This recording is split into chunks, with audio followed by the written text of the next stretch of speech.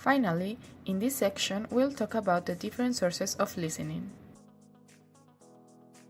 Listening to the teacher is the most frequent and valuable form of input during lessons. One enormous benefit is that the teacher is in complete control and can slow down, speed up, repeat key points, paraphrase difficult vocabulary, and generally modify the input as desired. Quality teacher talk.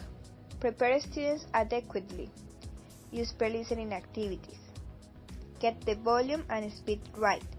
Speak at an appropriate volume and speak naturally, but not too fast. Use clear signposting.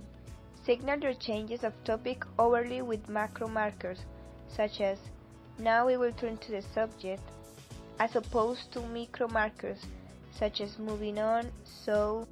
Move in linear sequence. Don't jump around in time. Tell your story chronologically. Pause and paraphrase. Provide mini summaries at the end of each section. Cut the colloquialisms. Even the use of pretty, as in "she was pretty smart," can cause problems. Watch your analogies. Many analogies are culturally specific. TV programs, cultural icons, and sports terminology that everyone knows may be less universal than you think. Make it interactive. Allow questions at the end of each section. Most listening, as we have pointed out, is not one way, and the teacher talk doesn't have to be. At the very least, maintain eye contact with your students and make sure your talk is not over-scripted. Provide visual support. This includes paralinguistic features, facial expressions, gestures, and body language, as well as slides, illustrations, and lists. Watch your vocabulary. Phrasal verbs are notoriously difficult for students. Be aware of the student's range of vocabulary while you speak, and as you paraphrase, explain tricky items more clearly. Provide a course-related context for the talk. Use phrases such as "last week we saw how," "yesterday we spoke about," and end with something like "next week we will look at." This gives a sense of progression to students and also helps them to relate new information. Be aware of formality. Public speaking styles vary considerably, but they can be put roughly into 3 categories: informal, formal, and reading. A more formal style tends to come with the advantages of being tightly organized and structured, helpful qualities for listeners. An informal style can reduce the perceived distance between speaker and audience, allowing both to relax. Monitor the students' comprehension. You need to keep checking that the students are following your talk.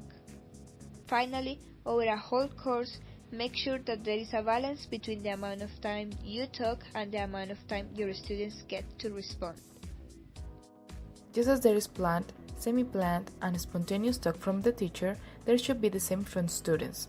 There are many things that they can speak about in groups that will develop their listening as well as their speaking skills. One of these is anecdotes, which are personal and therefore tend to be interesting, real, and concrete. Guest speakers. The sources of input described so far are teachers and other students. This can be described as live listening. Another way of giving students access to a live, authentic, real-time conversation is to invite a proficient or native speaker of English into the class.